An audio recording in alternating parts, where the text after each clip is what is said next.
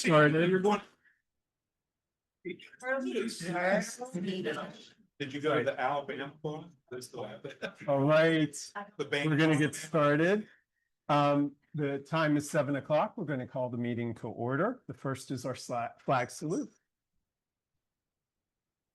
I pledge allegiance to the flag of the United States of America and to the republic which stands one nation under God, indivisible, with liberty and justice for all. Roll call. Okay, Ms. Ballenbacher. Here. Mr. Chandler is absent tonight. Is he online? No. Yep. Mr. Choate. Here. Ms. Capitello. Here. Mr. Hof. Here. Mr. Oliverio. Here. Ms. McCalmick. Here. Mayor Perry. Here. Solicitor Corbel. I'm here. Chief Ford. I am here. Director Tedesco. Here.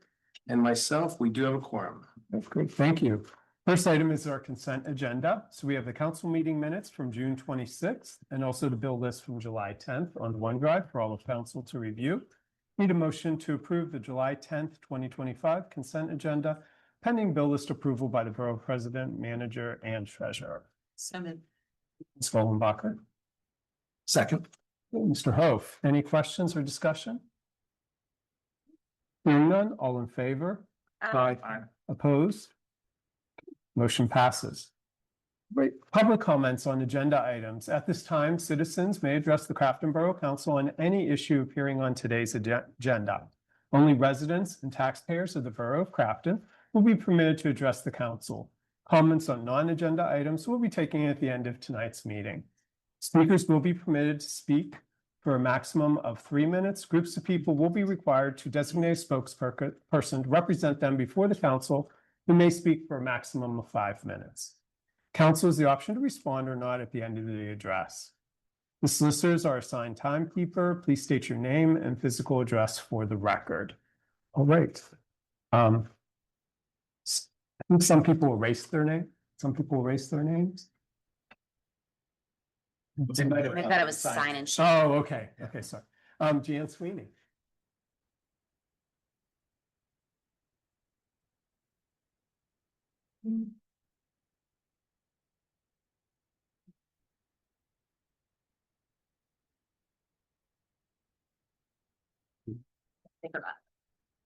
Jan Sweeney, 25 Lincoln Avenue. I have 4 questions, well, 4 comments. One is I wanted to thank the council for approving Valley Waste. I think they have just done a bang up job. I have no complaints. Everybody on Lincoln Avenue is really happy. We don't have trash cans rolling around the street, missing lids. So I want to thank the council for that. That was really a good decision. Mhm. Second, Dormont is also working on their parks. And on Facebook, they've had drawings of proposed. And I wondered if we were going to have anything similar for Noble and Linwood. If it would be either on Facebook or in the newsletter for the fall or anything like that. I think that would be most helpful in getting that out to the public. And third, I love Steuben Street, the way they finished that. I do have one concern. Ever since it's been finished and we've had that horrific rain, there is still a lake at the corner of Duncan and Steuben. If you're going down Steuben, it would be on the left side where the apartments are. And that lake is just like it was before. I was so hoping that that could be re-engineered so that didn't happen. My son's a plumber and I think he's worked for some people in that building where that has caused flooding in the past. So I might be wrong, but I don't think so. And fourth, back in the day, way back, the police chief, welcome, and the fire chief at that time would give reports during the council meetings. And I wondered if there was any plan to make that happen, or could we make that happen? Okay, Great. thank you. Jan. Okay. Valley Waste, I want to mention, that wasn't just council. That was all of the people present and not present during those meetings, making suggestions, comments, everything. And that's how we chose Valley Waste. So thank you to everybody for that. Dormont, the parks, Noble and Linwood, posting any designs on the web, on Facebook? Any comments, I guess? Yeah, we absolutely will be doing that.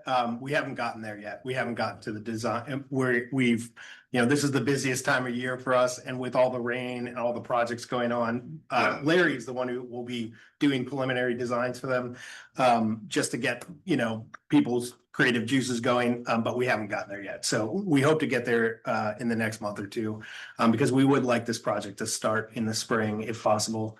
So yes. The water at Steuben and Duncan. Yeah, we are very aware of that issue. That was not necessarily a goal of this project to solve that problem. In fact, I don't know that we were aware it was as bad as it was, and this has in some ways exacerbated it. And so we've had conversations. Larry and I have talked to Scott who's the project manager with Gateway, about doing a change order possibly, because that is a very busy, especially for walkers, and it just pulls up right at the bottom of that, intersection. So we're quite aware. We've been talking to Christine, who owns that building right there, and she's also very concerned about it. So we haven't made a choice to do something differently right now, but we will be very shortly. We're just working on figuring out what we need to do. And then the police and fire chief report? So at this moment in time, I cannot speak for the fire chief, but certainly I can speak with him to see what sort of cadence and what sort of reports you might like to see. I think all of council would like to see a little more. So we'll address that. And then, of course, with our new chief, who I will be introducing and who will introduce himself, we'll have an opportunity to speak about what sort of things the community from calls for service and that sort of thing might be appropriate, and whether it's something that I will add to my reports as being responsible for the department, and or whether the chief will come especially for the first few meetings. So that's all in discussion. It's an all new day here. Yeah. All right, Laura Casey.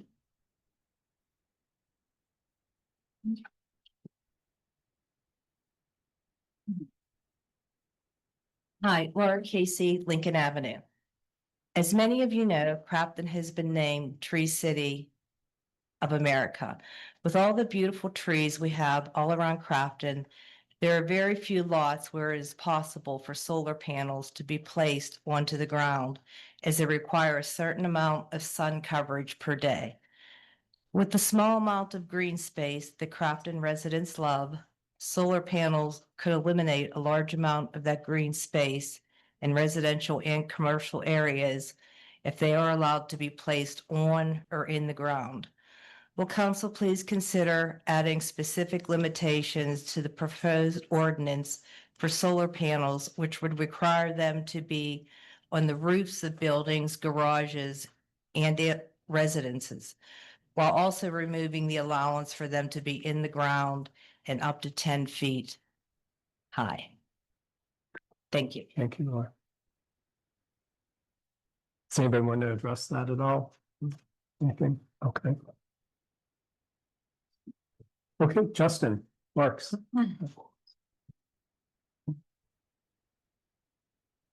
Hey folks, Justin Marks, 31 Oregon. The new website looks great. I wanted to just say kudos. It's, I know my wife was poking around on there, and I think you guys have been making updates even up through today. So we're finding, first we couldn't find emails, and those popped up today, so that's great. I do want to, and I can follow up with this after, I don't have to take up the time now. There seems to be an issue where the redirection from .com works once and then it fails after that. I did some debugging at home. Happy to share what I found.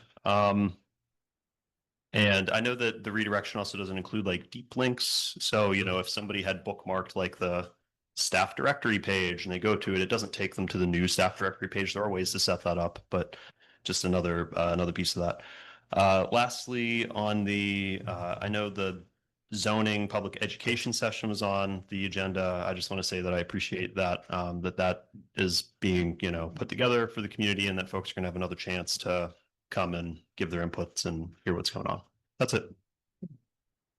Does anybody want to address? Did you?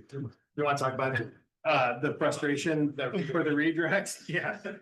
I mean, we have had many conversations about it with our team, and this has been a very unique situation. We don't know why it's happening as badly as it is. And Matt, who's also an experienced network IT guy, has talked to them.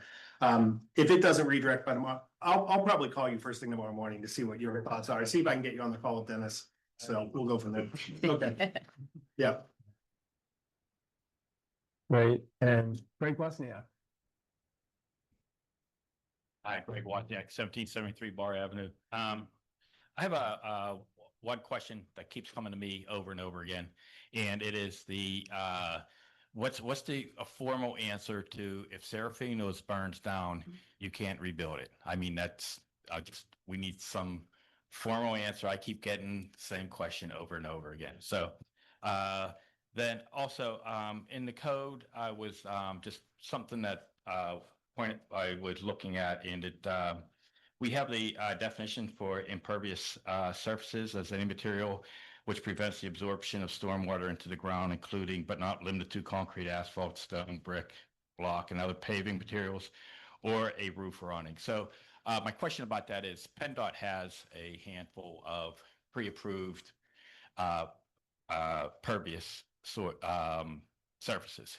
And I think this is a very gray area in the zoning that we really don't define exactly what an impervious soil is. It's not soil, but an impervious surface is. Because that has a lot to do with a lot of things that go on inside of that zone, how that's defined. So I think that we should tighten that up in one way or another, whether we're going to accept PennDOT's guidelines or we're making up our own. But it's a little bit vague and could leave us for some problems in the future. Thank you. Anybody want to address Serafino's? My first question is somebody planning on doing a dirty deed? Hope not. Yeah, for sure. The answer is it depends. That's why you've probably heard it multiple times. It depends on how it's rebuilt and when it's rebuilt. If it's rebuilt within 18 months of it burning down, yes, it can be rebuilt. If it's not rebuilt within 18 months of it being built, it cannot be rebuilt. Is it can be finished being rebuilt in 18 months, or does it have to get started in a process has to get started? I'd have to read the exact language again to confirm that. Okay. Yep. I think it has to be completed, but I'm not 100% sure. I think it started.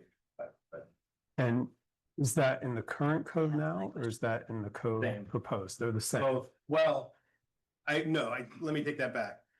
Yes, in the new code, absolutely. If the new code passes as it looks today, absolutely, Serafino's can be rebuilt because there are much less restrictive covenants in the new code.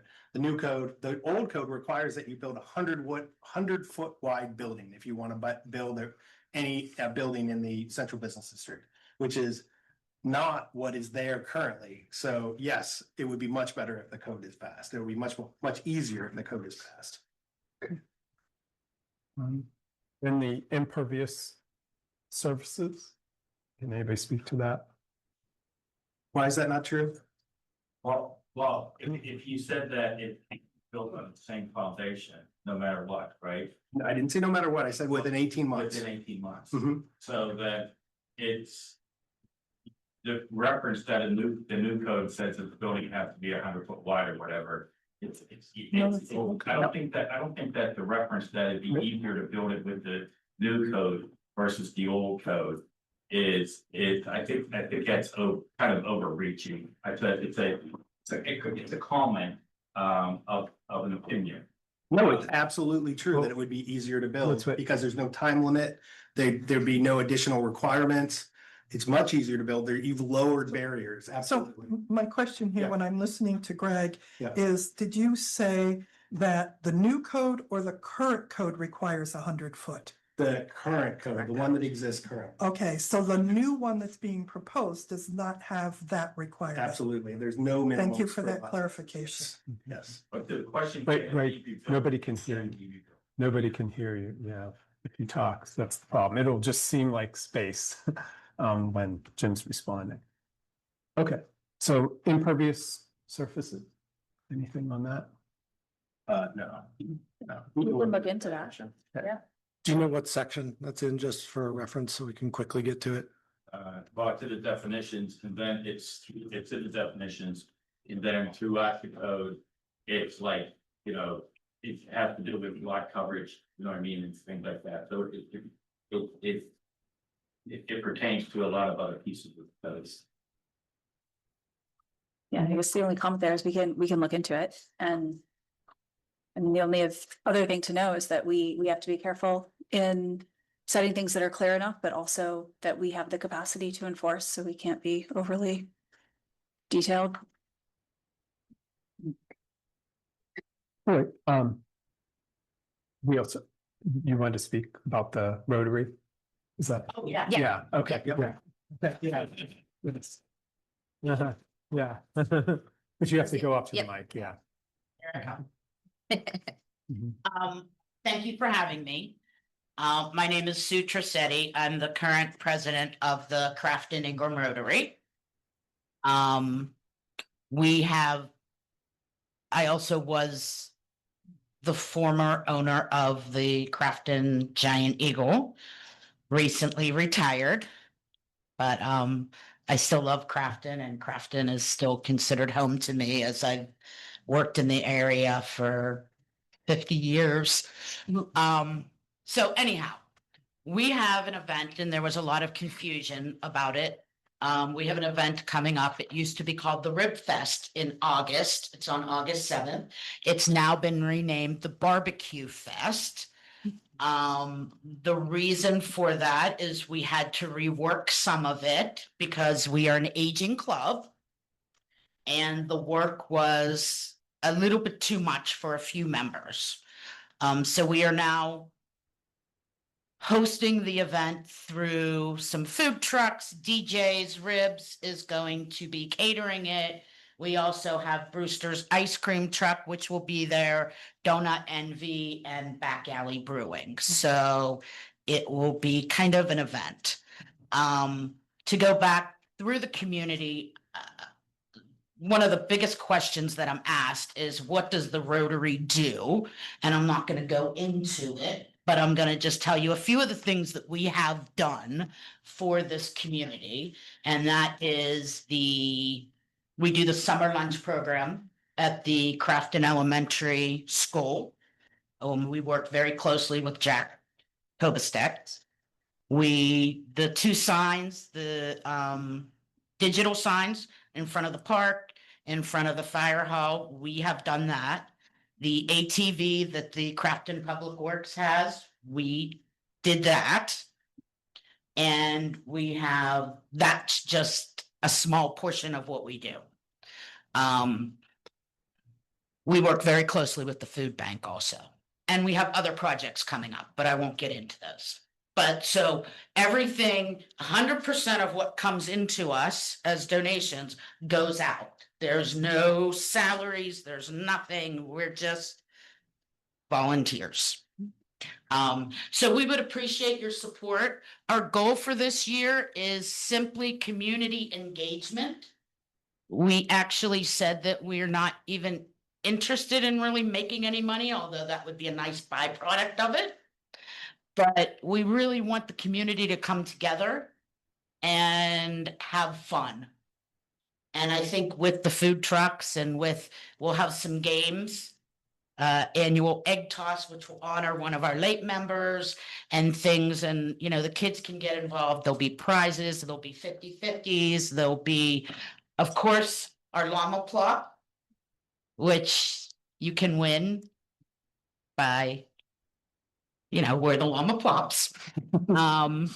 And we'll have basket raffles too. So we hope you'll be there. And, you know, we're always looking for sponsors, just people coming. You don't have to, you can buy a ticket for food, or you don't have to. You can come. We made it because our goal is community engagement, and we changed the whole theme up because last year there was some issues with the food and there was some issues with the help. The donuts, the ice cream, and the back alley brewing will be sold just by themselves. And we're making absolutely no money on it. We just kind of said, just come, let's see what happens. The barbecue, we're really not making much on it, but it's just, it'll be easier and we'll be able to get out there and hopefully be with everybody. So, llama plop tickets are $25, or there's a gold ticket for 50. You can either win, you have a chance of 1 in 100 of 1,000 for the lower, 1 in 100 of 2,500 for the gold. And then the dinner tickets are 25, but please, I don't really care if you buy anything. Let's just show up and engage and get to know each other. That's. Can you stay for 1 second? Of course. Where, for the $25, can they get it at the location or do they have to buy them? I think the llama plop is before and then during. Actually going to, you can absolutely buy them in advance, but we're also going to be selling them right there also. Okay. That's going to be a new both? thing that we're For going to be both? doing. But Oh, okay. right. But then again, it could be, there's 100 spaces. So once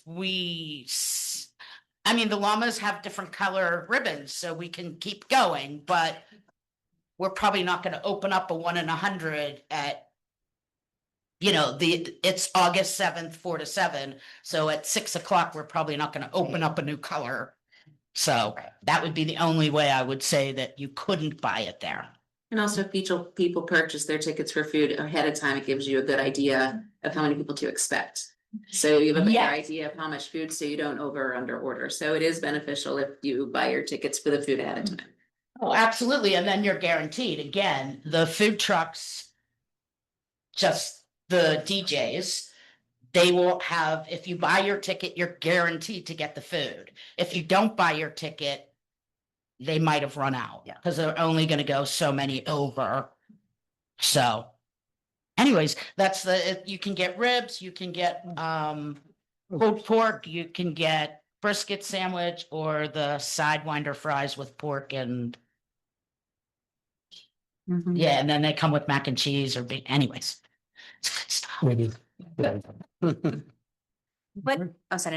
Just to follow up on the ticket question, what would be the preferred way for individuals to buy the tickets? I know on our agenda, and we've shared with the community sort of the craftoningramrotary.com for more information. Is that the best way, just to email directly and inquire about a ticket, or do you guys have a preferred way? Or, I mean, you can contact me. You have my phone number. I'm happy to share it with anybody. Okay. Yeah, and I mean, we're actually gonna provide water and snacks at the concert at the park every week. So we'll be there selling tickets. And I'm happy to go anywhere or do anything myself. Dennis, who most people deal with, he has tickets. Okay. And I mean, I'm retired now, so I go anywhere. Okay. All right. I just want to thank you and the Rotary. As you mentioned, you only scratched the tip of the iceberg about what Rotary does. And one of the things that I would like you to highlight is all of the wonderful things you do for both of our senior high rises, because I've had the pleasure to be invited and to participate. And it means so much to both of those buildings. As I said, I think in our last meeting, each one of them has about has a little over 100 units. So, that's somewhere near 150 people, seniors who are all on limited incomes that Rotary has been serving for many, many years. Thank you for that. And we actually have a lot of fun. Oh, it is They're a isn't it? blast. Yes, They they are are. a blast. And their favorite prizes are always the alcohol. And they love, one of our members he used to when we did karaoke with them, he would do the, you know, I feel like a woman and they, oh my God, they hooped and hollered and it was just so much fun.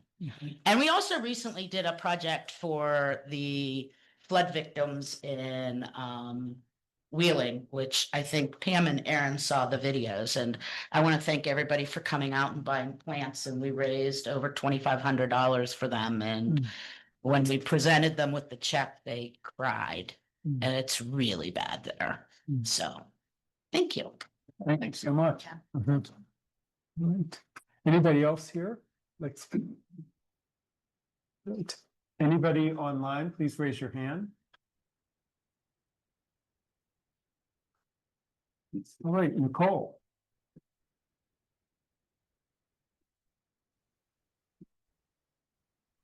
No, if you can hear me or not.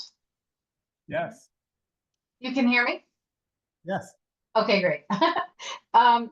So I just wanted to thank you for posting the public event related to zoning. Oh, by the way, my name is Nicole Curvin, 184 South Grandview, and my comments are about zoning. So I wanted to thank you for that. And I wanted to ask if there are folks who are looking at the zoning code but can't be at the meeting sometimes, and they have asked me whether or not I would ask questions on their behalf. Is that something that we're able to do? Yeah. Yeah. And we also have a hotline that's part of that people can send in questions to. Okay. So to that end, I have 4 questions of my own and then 2 questions for somebody who can't be there tonight. And I will just read through them. I did put the first 4 in the chat for your records. Excuse me. And so the first one is, will council please consider a measure within the proposed ordinance which ensures that all affordable housing builds are held to the same standards as market rate housing?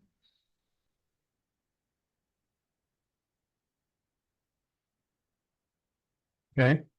The second one is, will council please consider adding a measure to the draft which requires fair housing impact assessments for all major developments?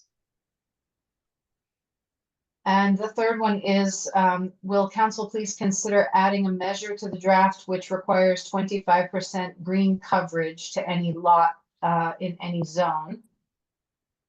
And the fourth one is, will council please consider adding a measure to the draft which mandates cool roofs? I actually spoke with somebody who was a consultant on major industrial projects, and he indicated that there are certain things that we can, we don't even have to mandate them, but there are certain things that are not expensive to developers that we can ask for that would be helpful for climate impact. So that's one example. What kind of groups? Cool roofs. Oh, cool roofs. Mhm. And Cool roofs. Yeah. Yes. yeah, so those are all my questions. And then separately, I'll just add that Cody Sheets had requested that I ask 2 questions on his behalf.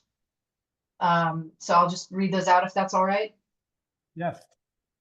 So one is it true that council is a procedurally separate entity of Crafton's government from the planning commission? And the second one is it appropriate or common for council to make recommendations or requests to the planning commission without officially seeking advisement from planning commission in regard to a rezoning effort before a final draft has been officially voted on by planning commission? I know that's a lot of words, so I'm just going to throw those in the chat for you. All right. All right. Thank you, Nicole. So we can address if wanted, there's the affordable housing, fair housing input or impact study, the 25% green coverage, and cool roofs. Any? Missed that. Yeah, I thought it something very different. For the first one, I don't think you can require different standards for affordable housing versus housing. Housing has to be built to building codes in the first place. It's not in the zoning code.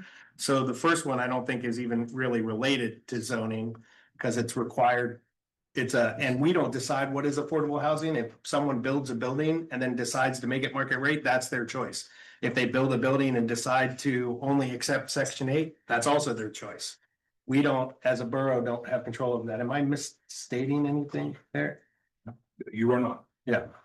The building standards exist for all the buildings. It's the uniform international business or business building code. I should probably get closer to the mic so people can hear me.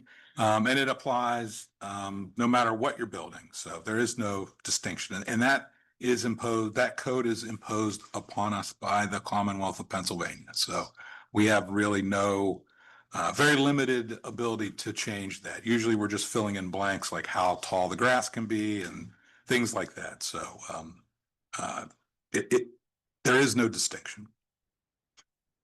And then the next one for the impact study, I guess it depends on how large of a development we're talking about, because the more requirements you require for impact studies, the less likely you are to get development. So you have to be careful not to put barriers in place that cost a lot of money for developers to build. And so we can look into it certainly, but I think there has to be an understanding of, I think it would have to be something like more than 100 units or something built or some very large development before you would require something like that. That's my immediate take on it. I don't know, Mike or Kirsten or someone else has any thoughts on that. Yeah, our subdivision ordinance does require a number of impact studies. Fair housing is not one of them. But things like a traffic impact analysis, soils impact analysis, stormwater runoff studies, things like that to protect neighbors from those sorts of things. But yeah, I mean, it's all scaled to the size of the project, and those sorts of projects would be triggered and regulated by the subdivision ordinance in conjunction with zoning. Yeah, and it's important to remember that the best way to encourage fair housing and affordable housing is to allow for a variety of types of housing.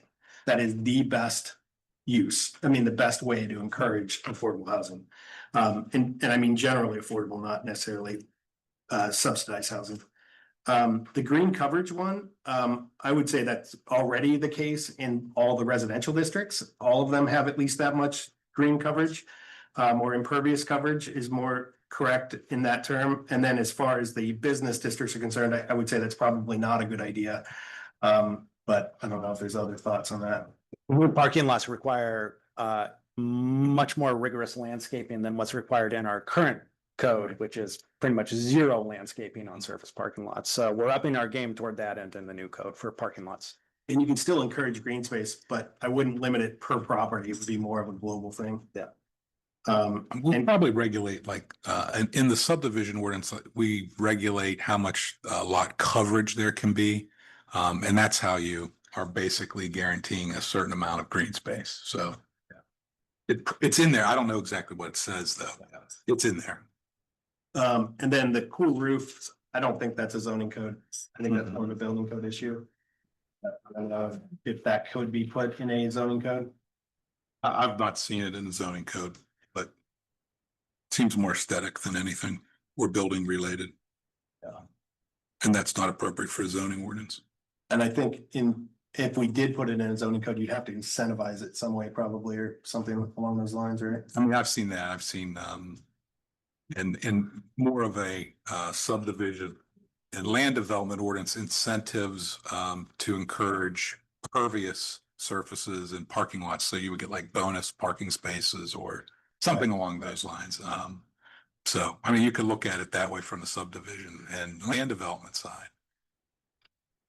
But not, which is different than zoning. So it's really not a zoning issue.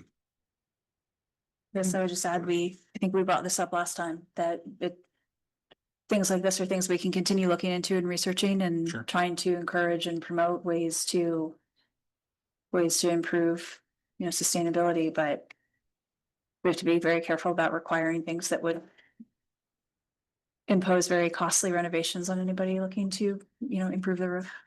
I think what people consider expensive and non-expensive is way too subjective.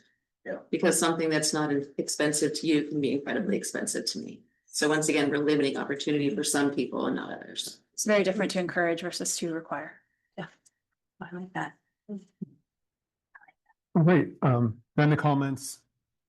I think I understand. on Cody about the planning commission getting information from council.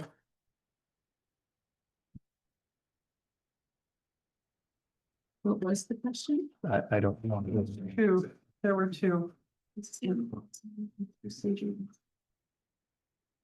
So there's the one about council is procedurally separate entity from Crafton government. Would solicitor like to take that one on? I'm reading it right as we speak here.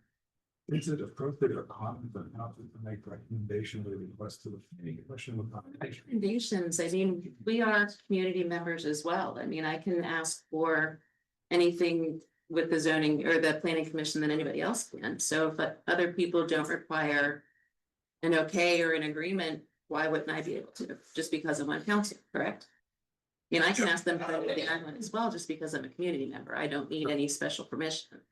So in that respect, that would be my response on that one. I mean, I can ask for anything too, and they can tell me yes or no. I mean, there's nothing special just because I'm.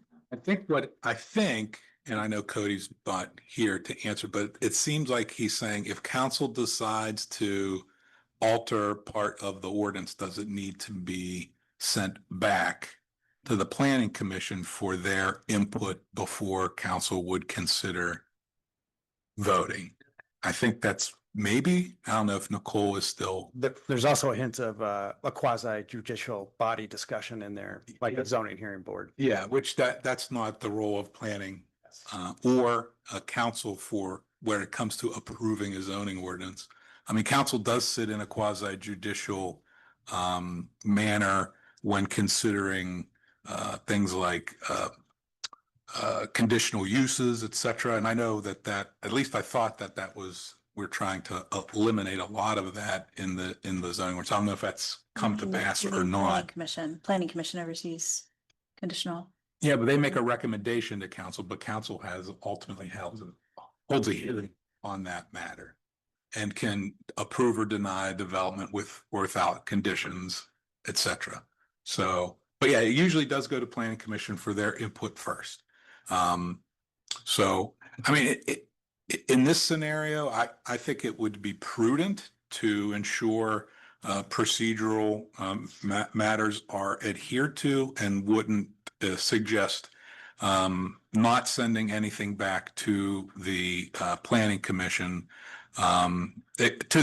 except for things like, oh, we forgot a semicolon here, or we misnumbered these paragraphs.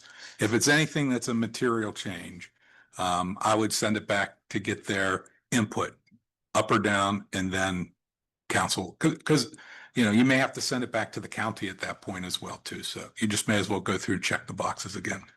I would add, just as a general manner of best practices, I think it's healthiest communities absolutely communicate with their planning commissions. Planning commission and council ought to be communicating as much as possible.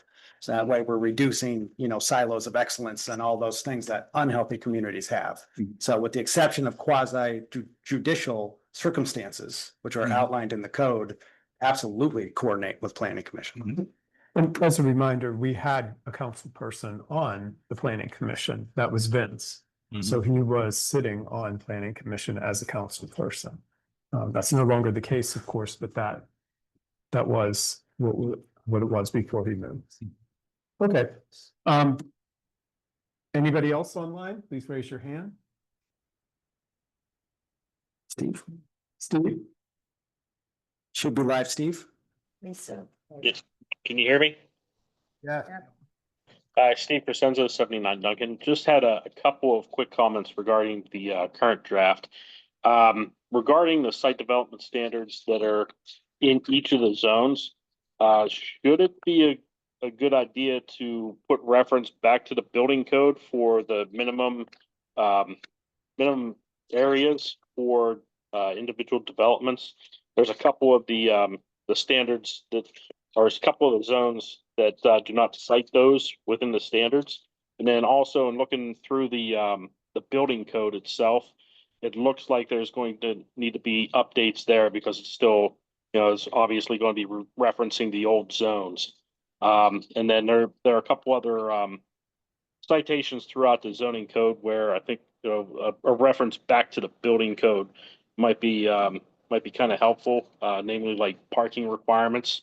You know, just so we have a circular reference.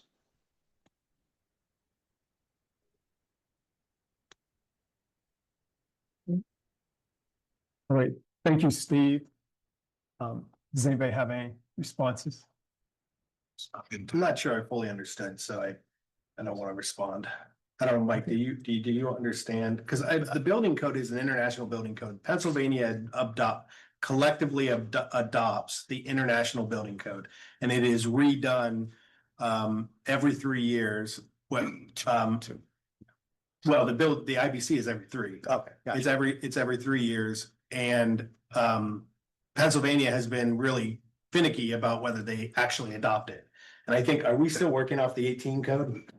Oh, I think we're transitioning to 21 this year. Yeah, but the state is actually, they were supposed to vote something last week and they pulled it from an agenda that was going to approve the next set for certain. Okay. But anyway, we are monitoring that. We'll let you know if that changes and we need to make any updates. So any references in the code should be very generic, really, because you don't want to point to specific things in that code because it changes all the time. The references should be generic, just this will be managed by the building code. And but we can go look at it and make sure that it's makes sense from that perspective. Because if you say you have to look at section whatever for those, whatever the issue is, it very well may change in the future, and then you have an inconsistency, and now you have to spend money to update your zoning ordinance, et cetera. And so yeah, we do try to keep it more generalized with respect to the code that is being referenced and the subject matter of that inquiry. So it would be the international, building code regarding X, and that's basically how you would direct somebody in that area 20 years from now when there's been 4 different codes later. So it's sort of a best drafting practice rather than say it's section X, because it won't be section X later. Anybody else online? Okay, president's reports. Just again, asking for patience with the construction. Broadhead will be starting soon, which will also be a lot of construction and traffic detours and all those things. So asking for everybody's patience. Mayor's report.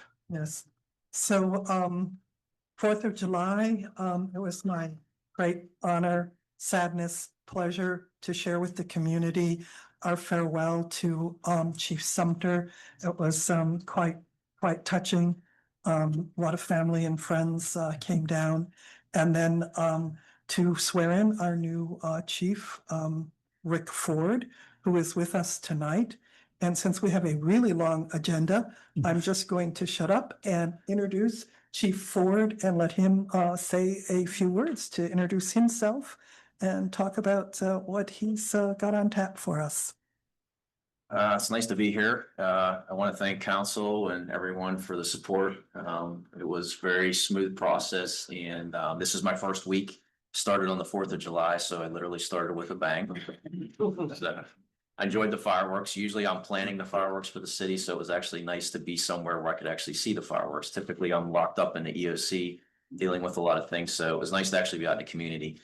We do have a long agenda, so I won't go really long, but I do plan on trying to be at some of the council meetings here in the beginning, in the future. And then, of course, we'll have those discussions about what the community would like to know in terms of the updates and things that are police related. Certainly, there's things we can share. We did that with the city.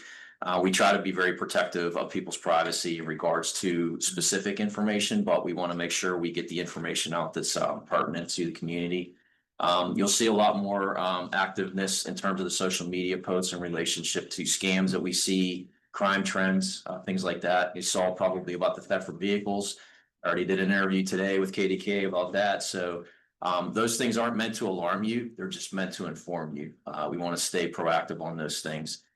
There's a lot of things that'll be coming up. I have planned for the department internally that we're working with to give the officers better tools to do their jobs. give them a little bit of freedom and try to capitalize on some of their expertise. There's a lot of expertise in the department that's unharnessed that I want to utilize, and we'll be doing that in the future months and in the next year. You'll see me out there. I welcome anybody to, if you see me out there, make sure you stop, introduce yourself. If anybody's part of any of the community things, including the Rotary, please reach out. If you need anything from the police department in terms of support or just us being there in the community, we're certainly going to do that. And I'm very happy to be here. It's my honor, and I really look forward to working with everybody to continue the great job that they've already done, carry on the torch for Chief Sumner. He did a fabulous job, and I'm just hoping that we can continue that and move forward here as we progress. So thank you. You're welcome. Yep. All right, that's it for us. Okay. Solicitor's report. Yes, just real quick, had to, one matter to indicate that council held an information-only executive session on Monday, this Monday, the 7th. That's the end of my report. Engineers report, Mr. Price. Okay, Larry is out today, so first thing up on the agenda, the Broadhead Sewer Separation Project was awarded to Abe Morante at the last council meeting, and the anticipated start date of that is August 4th. We are going to have a public meeting before that. And I'm gonna get with Larry and Scott, who's the project lead on this with Gateway, on Monday to determine when it's best and how we're going to do public meetings with the folks that are affected by this. This one is going to affect a lot more folks than even the student project did, and it's going to close roads completely, so it's going to be more disruptive. But it might not, that part of it might not happen until we get to the side streets. I don't think that's going to occur on Broadhead itself. So I'm going to get with them on Monday to figure out when we're going to have a public meeting with, so that folks who live there can come and ask questions and figure out what they're going to do. Because whenever you do a full reconstruction of a road, you're basically digging up everything from the sub base up. And so you can't temporarily drive on it. It's basically, not anything like a road. So we have to figure out how to manage that. So we'll be talking about that in the next week and figure out when to have that first one. Next thing up, the Perrine Street, where I'm still waiting. I've had some contact with Teresa Kale Smith about getting it added to the meeting. I think she was going to add it to the meeting and then her attorney stopped it. Did you see those? I wanted to check with you, Steve. You have an email in your inbox from folks at the city, so I want to make sure that we get that responded to. I meant to ask you before the meeting. I don't think. Yeah, so Did you send that to me? I did. I added you to the chain. Oh, yeah, okay, yeah. Yeah, so we need to reach out to them. So that'll get that Perrine Street moving forward. Once the city passes a resolution, then we can move forward with our efforts. Ewing Road, same thing. We're planning a public meeting. And we have our engineers committee meeting on Monday. And so we hope to set a time for when that public meeting should happen. And then we'll set up a survey after that. And to talk about the options that we have before us for either repairing Ewing Road or figuring out some alternative solution for getting folks to CIT and having people have access to their houses. Next up is the C20 sewer separation project. It is currently moving along South Linden Avenue and Steuben Street. PA American Water is doing water line relocations as needed. And just a reminder that we are expecting to do night work. I don't think it's starting next week, but it will be starting at some point in July. And the expected completion date of this project is again November. So we do seem like we're close to being on schedule here. The department, the Public Works building, the MA Dunn has completed the building insulation and has begun preparation of the garage floor area. So that project is moving right along. And we did apply for the grant funding. So we are going to be seeing that grant funding come back fairly soon here. The next thing up, the Steuben Linden intersection improvements. We're just waiting on Duquesne Light to come to the site on July 23rd to connect the old service with the new. And then once that's complete, the old poles will be removed. And we did get the grant money already for that project as well. So that has been received. The next thing up on my list, the 2025 Crafton closed circuit television, of videoing all of our sewers. The contractor has completed all the areas that don't require traffic control. But property notices or parking notices will be beginning in the areas that do require traffic control. This is Glenwood Park. What's that? Oh, I'm sorry, I did. And so they've been, for the CCTV, they've been instructed to provide 3 days notice. And as we actually mentioned at the beginning of the meeting, the concept plans for Linden and Noble are currently being developed, displaying those proposed improvements, and those will, once they're developed, they will be, we might do a survey. There's gonna be several probably ways that we put them out there, so that people can voice their opinions on them. We might even do some design charrettes for people that are closer and more interested in those parks. Can we just add to that, that those are all based on the concepts that were developed for the master park site development plan that was done a few years ago and is on the Borough website. So we're moving into refining those to a more detailed level, but there are not going to be major changes. We have to, do our funding based on those. So if anyone's interested in knowing the direction, those are already available. Okay, the Brick Road assessment planning has begun, and Larry has maps drawn up, and I think he's already started to visit Borough streets and started a scoring assessment. So we're working on that. And the road paving as part of Broadhead sewer separation, you can see that list there. We've mentioned this several times, so there are quite a few streets involved. Most of these are going to be complete reconstructions. The first 6 or so are going to be complete reconstructions, including curbs and sidewalks. So that'll be a really nice project once it's done. Brush Alley, the manhole lid has been replaced with a slotted one to allow stormwater runoff.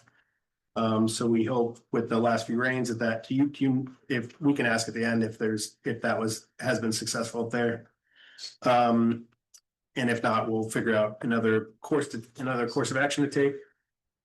The next thing on the list is the Crafton Boulevard sewer tanks. We have to inspect and clean the large capture tanks that were put at the end of the Crafton Boulevard project. And we're going to do a preliminary inspection on July 17th when this elementary school has approved us doing so.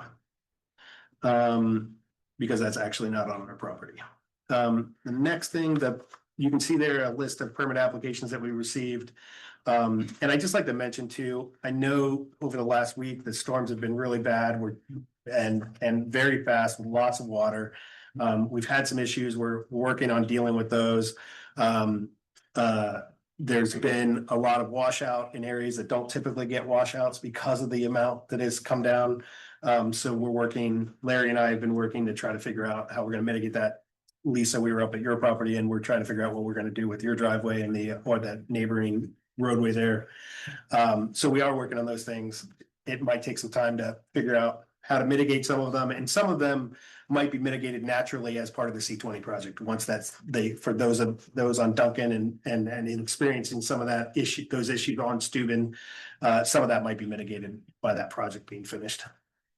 That being said, that's the end of my engineer's report. All right. Great. Any questions? Okay. Manager's report, Mr. Price. All right, it is budget season. We are just starting budget season. So I have met with a few department heads already. Volunteer fire department, we met earlier this week. The chief and I will be meeting here soon to talk about budget issues, and we'll be working through everybody as we go. And in August, we will be creating a draft budget and decision options. And then by August 21st, we hope to have that first draft ready to go and decisions introduced. So at that meeting. And then the workshops begin. From September 11th all the way through December 11th, we have workshops starting at 6 o'clock before every council meeting. So if you want to come hear what decisions are being made, that's the time to be here. Any questions on that before I move on? So we'll think about the Thanksgiving. Yes. One, which we always have to reschedule. So thinking about dates, right? Not right today, but thinking about when we will move that one. Yeah. Okay. Trail Study Committee, the survey is still up for 5 more days. So if you have not already taken our trail survey, please do. You can find it on the website. Actually, you cannot find it on that website. I just realized. I will have to, I think it actually is .gov/trails still. Is that, you know? Probably. Okay, we'll have to double check. It actually, now that I'm thinking about it, because it wasn't one of the original pages, it might not have gotten moved over, so. Okay. I need to double check that. Check it out. Yeah. Jim, before you move on, so Mhm. just question quick, how are the survey responses looking? Are we getting a good I amount? honestly haven't checked since last meeting. We had 180 or so at the Okay. last one, so we did have a bunch. I don't know if it's increased since then. Next thing up, there's no more questions. The land bank presentation, we've been talking about it. It will be at the next meeting, so we're excited to hear from Ann Lewis, who's the head of that land bank, and as another option for us to mitigate blight in the community. And it does sound like the school board is interested in joining as well, so that's really helpful for us. And then the next is a resolution 2025-11, authorizing the borough to sell retired code enforcement vehicle and 2 dump trucks via online auctions. So with that, I'd like a motion to approve resolution 2025-11, authorizing the sale of 3 borough vehicles, a 2011 Ford 550 dump truck, a 2008 Ford 550 dump truck, and a 2013 Ford Interceptor via online municipal auctions. So moved. Mr. Hope, Second. Ms. Compatello. Questions or discussion? Do we have any idea how much we might be selling those for? I don't in front of me. We do have, we did get trade-in values for them, and we're gonna set the reserve at those trade-in values so that we'll at least get above those. Yeah. And part of the budget was to sell all of these vehicles this year. Okay. Any other questions? All in favor? Aye. Opposed? Motion passes. Thank you. And then the next issue on my list is the 2024-2025 tax refunds. These are real estate tax refunds, people that appealed their taxes to Jordan or to the county and got them back through Jordan Tax. So those are totaling $5,525.87. That is amount, that was 3 properties that have had their taxes reassessed. So with that, I'd like a motion to approve paying the tax refunds in the amount of $5,525.87 as presented to the borough by Jordan Tax. So Okay, Ms. Hohenbacher, Second. Mr. Choate. Any questions or discussion? Is there a normal, like, average? I'm sure, I know it's gonna fluctuate every year on what that amount would be, but is that? Well, there is no typical, you're right, but it has been higher in recent years because of the common, what's it called? Common factor? Common level ratio. Common level ratio. Okay. Basically, it was really favorable this past year to property owners. So a lot of property owners, especially large commercial property owners, have had their taxes reevaluated. And some, I mean, it has really hurt, for example, the city's budget. The city has taken quite a hit because of these. The borough is not as much, but we've had several. So it's going to change. It changes all the time. Any other questions? All in favor? Aye. Opposed? Motion passes. And that, I think, concludes my report. All right. Community and Economic Development, Mr. Tedesco. Okay, good evening, everybody. The Business Development Committee is throwing a party on July 24th, inviting all Crafton business owners and commercial property owners to the festivities for kind of meet and greet. I'll be there. It is a council night. It's late in the afternoon. I'm going to kind of look at Greg a little bit, maybe for some help here. It's either 4 to 6 or 5 to 7 at the Fig Tree. Council, I encourage you to swing by and meet some of the business and property owners around Crafton. Mayor, please drop by as well. And then I'll be at council meeting that evening, ready to go. As we know, the website is launched and the old site is attempting to redirect to the new site. Mr. Hof looked up the trails page on the new site, Jim. It is indeed up. Actually. Oh, nice. Okay, Yeah, good. so we got that going. If, public feedback on the website, it's there to act as a tool for the public to engage with what the borough is up to, and it's up to us to communicate what we're doing. And it's also a window into Crafton for the entire world as well. So it's serving a lot of needs. So if there's any feedback from anybody, public feedback, council feedback, suggestions are welcome. Planning Commission, next meeting is Tuesday, July 22nd, 6:30 PM in this room. I have yet to talk about with the chairperson of the Planning Commission, how we're gonna fill the zoning void that is no longer on the Planning Commission's agenda, and what we'll chat about there, but I'm sure we'll come up with something. As you know, they recommended council approval of the draft zoning ordinance during their June meeting. This week, I believe last Monday, we held a non-deliberative education session with council whereby Jim and I did most of the talking and just kind of walk through what's going on in the zoning code. And as council knows, you have a packet of the old code, the proposed new code, and related background materials. And if you need any other information related to the process, happy to chat anytime. Next week, July 16th at 6 PM in the big community room, we'll hold the education session for zoning. That will be facilitated by Jenny Easton, and she was involved early on in the process prior to me. And so she'll facilitate, and the intention here is the first half of the session will be educational, really basic stuff about how zoning works in general, and then how our new zoning code works, how it compares to best practices within the realm of zoning, which a lot of smart people think about and study, and how it compares to the current zoning code. So the distinctions there. If there are questions, this is on the agenda.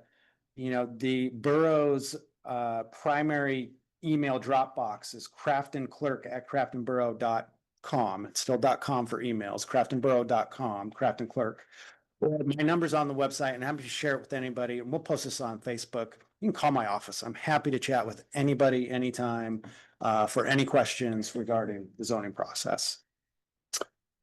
Finally, 82 Belvedere conservatorship junk cleanout is scheduled for July 23rd. So I will inform the neighbors around there there's going to be a big dumpster in front of 82 Belvedere for 2 or 3 days, and folks are going to come in and clear it out. And that concludes my report. Can I ask a question? Absolutely. It's not really a question, but I just want to let you know, spend some time on the website. I love the calendar feature, like at the bottom.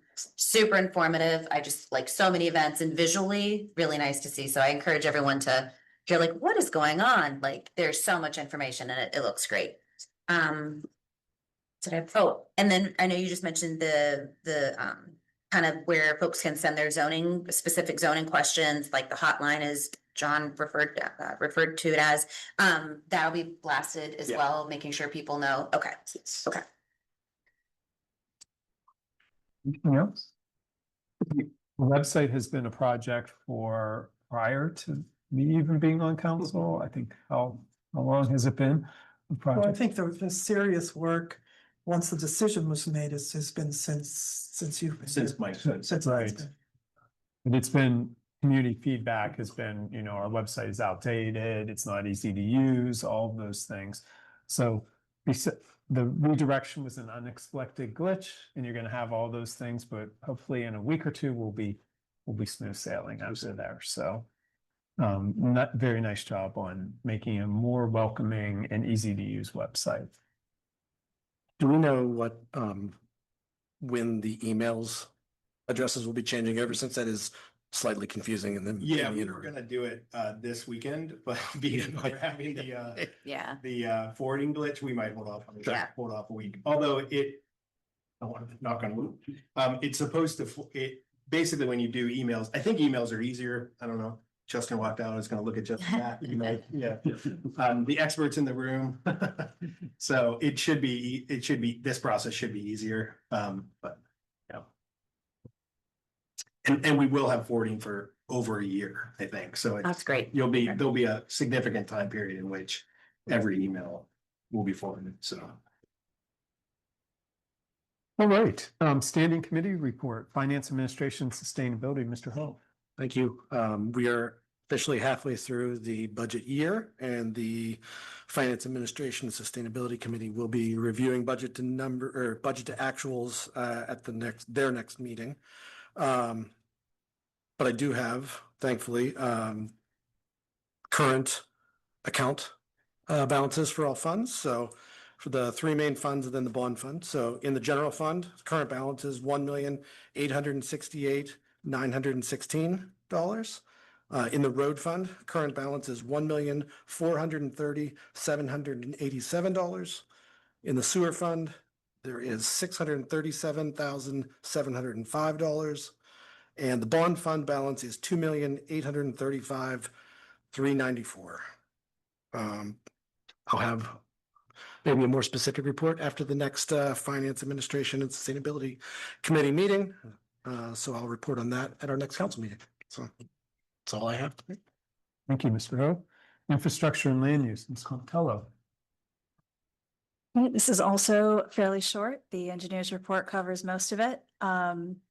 These are general standing updates. We did receive funding this year to do an energy audit on our municipal properties. That was funding, $50,000 received from the state of Pennsylvania. That started early this year and is wrapping up now. We also received money from DCED, also state of Pennsylvania funding source, $325,000. We had hoped that we might be able to pair that with some other funding that we had. It didn't work out. We reported on that within the last month. So $325,000 is our total amount that we have to use for pedestrian and related business district improvements in the business district for Crafton. I don't have any updates on those since our last council meeting. As mentioned earlier, the next infrastructure meeting will be this upcoming week, so we haven't met since June. But both of those continue to progress. The pedestrian and business district improvements in particular, we have a very specific scope. We can use that only on what we put into the grant application. But it does cover a fairly wide range of things, all in our business district, things that improve just general pedestrian accessibility and quality of life, lighting, seating, benches, trash cans. These have been discussed in council. They've also been discussed in the planning commission and with the business development subcommittee. We're currently now in the process of getting more detailed quotes, more specific pricing for some of those items that were very popular. That will be discussed in the infrastructure committee next week. It will certainly also be going back to the planning commission as well, and we'll be going to public input at some point as well. We're trying to figure out exactly those detailed quotes before we proceed further. So that is my update. Thank you. Communication and Recreation, Ms. Fullenbach. A big thank you to everybody who came out for the July 4th celebration. I think a good time was had by everybody.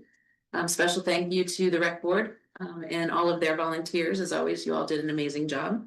And thank you to Chief Ford and Chief Sumter for allowing us to witness their final sign off and their swearing in. So we appreciate that all. Not much in the terms of detail for the upcoming events. I will have more in the next couple meetings, but just as a usual reminder, our upcoming community events, we have Fall Fest on Saturday, September 27th. We are having a 21 and over Halloween mini golf pop-up event on Saturday, October 11th. We'll have our celebration of lights on Saturday, December 6th, and our holiday house tour on Sunday, December 14th. And as usual, we do have our ongoing events in the community. For example, the Coffee Creativity and Community every Saturday from 12 to 3 at the library. We have our yoga and meditation in the park every Saturday mornings, June through August, starting at 10 a.m. And that is free to the community. And as a reminder, we have our mini golf every Friday and Saturday, 7 p.m. to 9 p.m. And there's a million other events going on in the community. So just head to the website and check out what's going on. And our fall newsletter, no report of that, which just so it'll be coming to us in October. So we'll be putting out requests for articles soon. And that's it. Thank you. Board commission recruiting, Ms. McComish. Keep this short and sweet. We only have one current open position. It is our civil service alternate seat. So that is been up for a while. If anyone is interested, it is a 6-year term. So again, just encourage anyone, check out the overview of that description. And if you're interested, please apply on our website.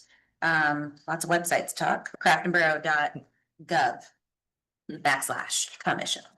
And then at the end of the year, which it's wild, we're halfway through, we will have some moves on our zoning hearing board.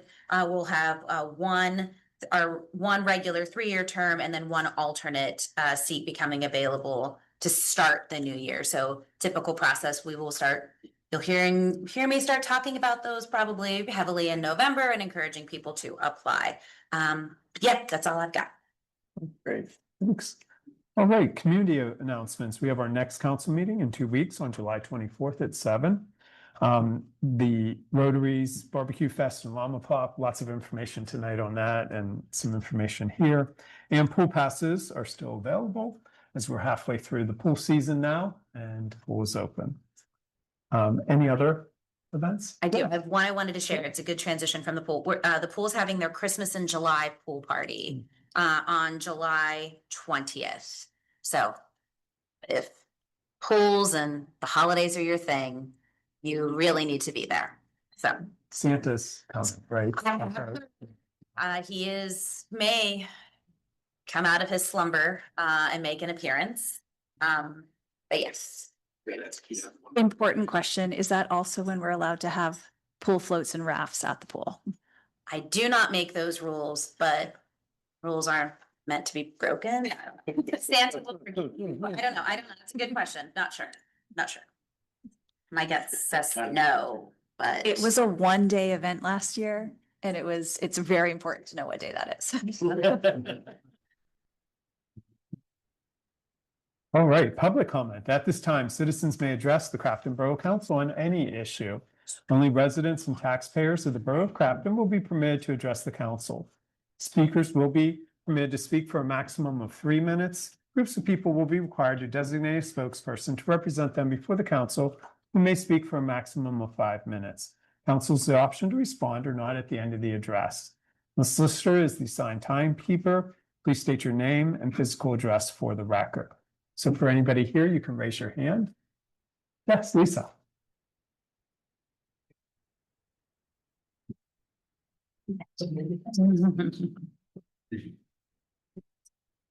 Lisa Smith, 50 Walnut Street.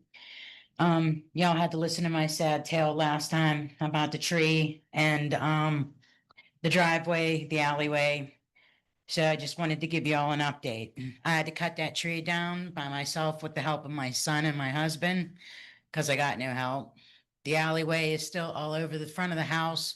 So the beautiful road that we repaved is still all pitted and covered with gravel, which I will be shoveling up myself this weekend to put it all back up into the alley because I got no help.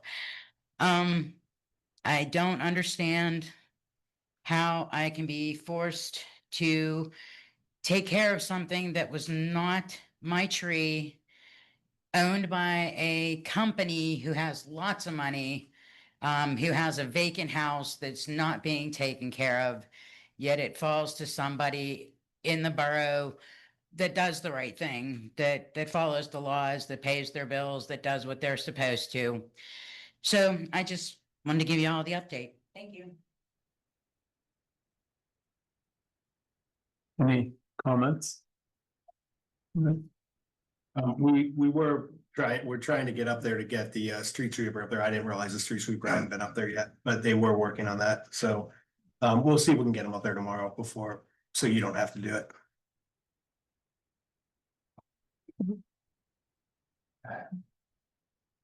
Okay. Yeah, Terry.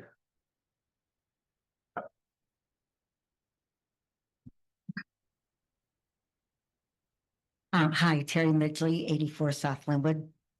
First of all, I'd like to thank the Rotary. I was going to ask tonight where the free lunches came from. I didn't know whether it was the school board or the school or the county or whatever, but there's always a crowd there and very appreciated. Okay.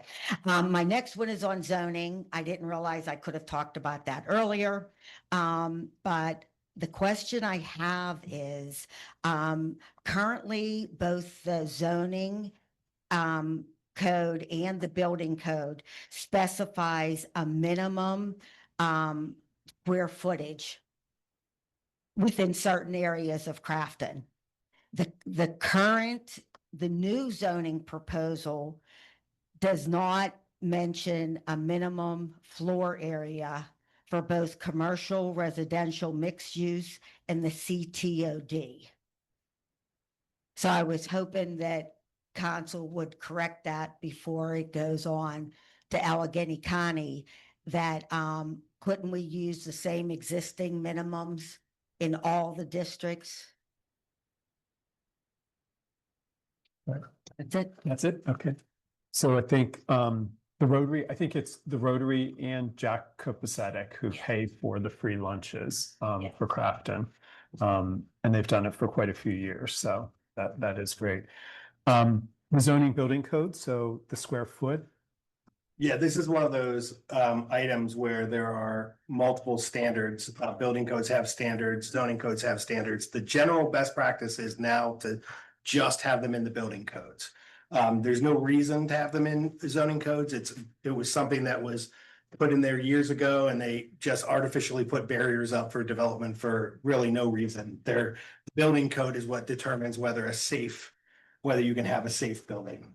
And whether it's usable and livable. I don't know if you have any comments on. No, it is, those are artificial minimums within zoning codes that go above and beyond what building codes require. And the word for that is exclusionary zoning. When you kick up minimums that are unachievable for lower income individuals or business startups, then you're excluding them from the marketplace. So we took those out. Okay. Anybody else? Yeah, Carla.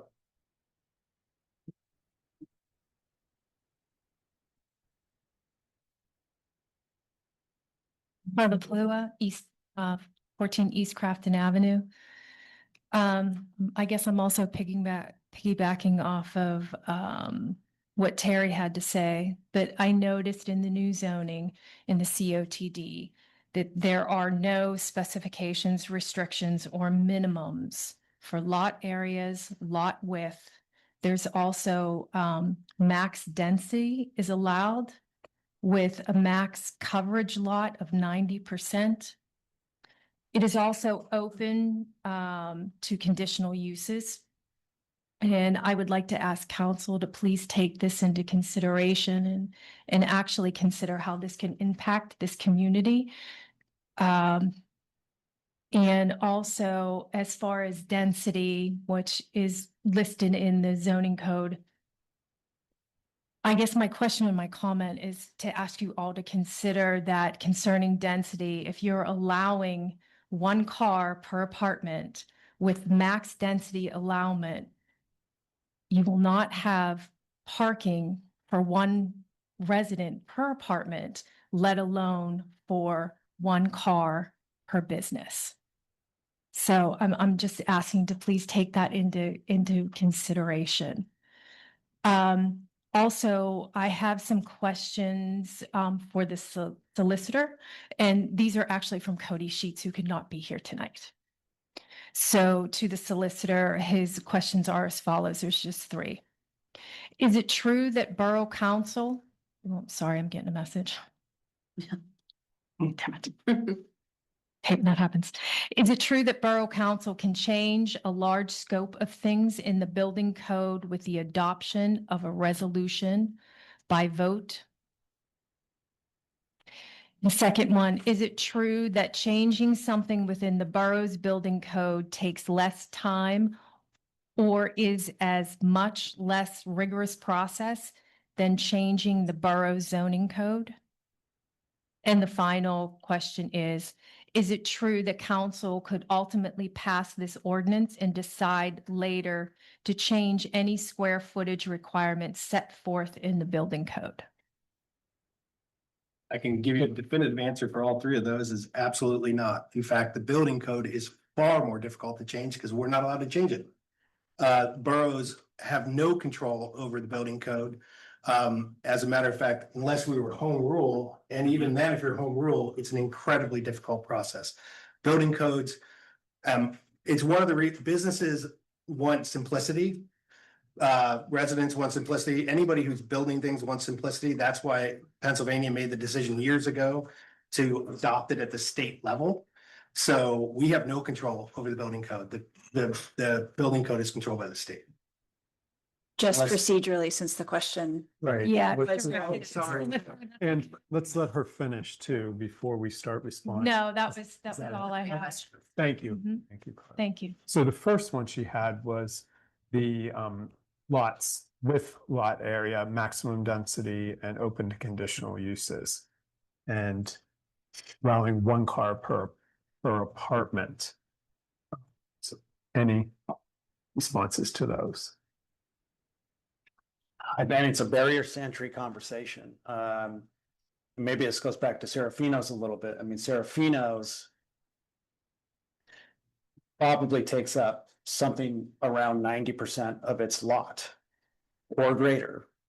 So as we sit, the use of Serafino's as a restaurant in the current code is allowed, but as Serafino's is situated on its property, that is not allowed in our current zoning code. So what we're doing is making Serafino's a legal use within the new zoning code. And that goes alongside the vast majority of other uses that are in the historic business district of Crafton. So that's big reasoning why we zero out setbacks in traditional historic places like this and allow for buildings to touch each other on the sides and come up to the sidewalks and do those things.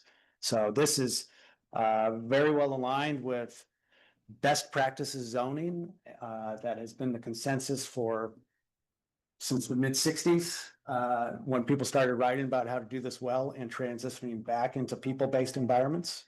So that's the best answer I got off the top of my head. And maybe just add that those do not block anyone from having more if they want, or doing it differently if they want, having more parking if they want, but it allows the business to respond to the market. A business like Serafino's, for example, if they're serving a largely local environment, or they think that they don't need that much. We do have a lot of people who walk to a business, or we do have a lot of households who do not have two cars. If the business thinks they don't need as much, they don't have to. If they want more, they can certainly, but the borough is not telling them how they have to use their land. I'm not entirely sure I understood that full question, so I don't really have more of an answer to it. That's all I have. And the answers for the questions, I'm sorry, for the solicitor. I can go through them and answer them. So Mr. Price is correct that these statewide codes cannot be easily altered by the borough. There are certain areas where there are blanks where you can fill in the borough. For example, in the International Fuel Gas Code, we inserted the Borough of Crafton. We deleted sections in their entirety because they don't apply to the borough. To make it clear, we've changed references to our code in the building codes for violations and penalties, real minor alterations. We're not going in there and changing the material nature of any of these codes. We can't do that. If we want to insert something into the blank, whatever, that's just an ordinance.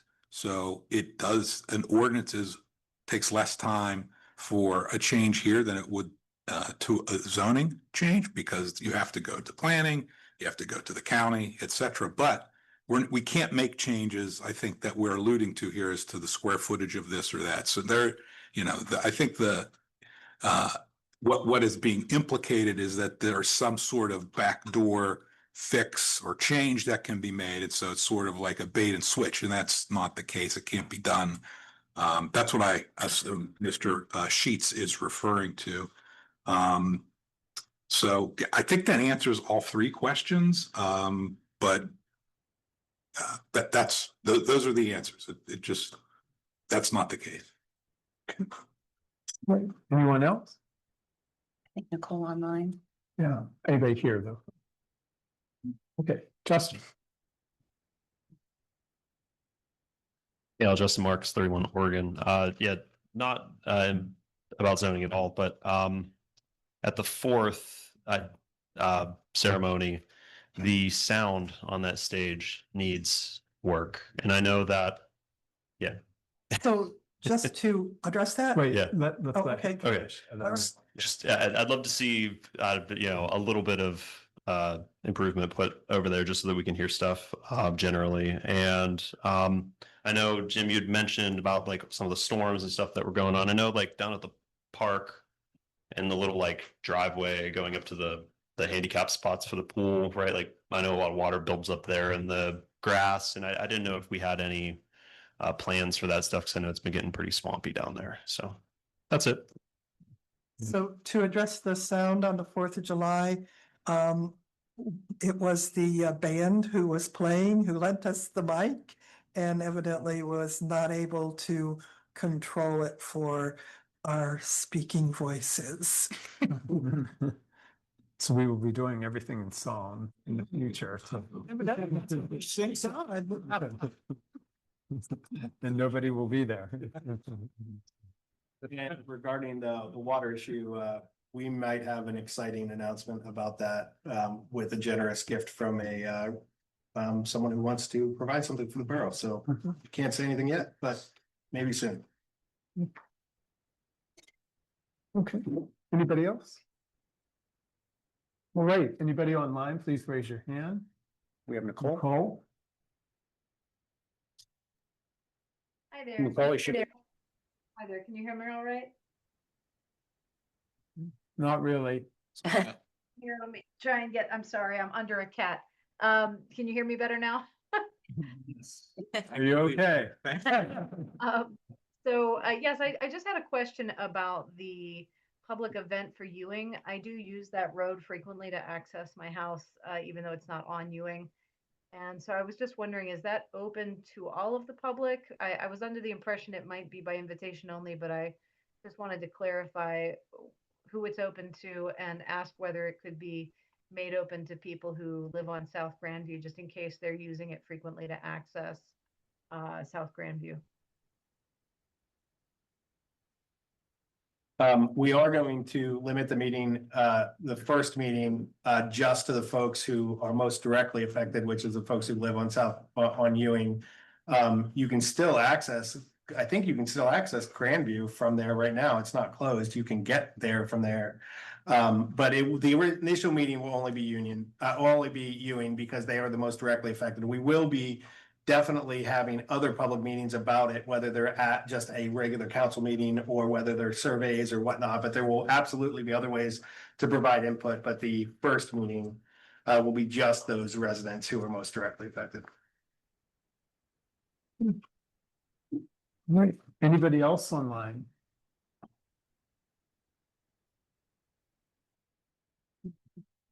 All right, seeing none, it is 8:28 and meeting is adjourned. Thank you, everyone.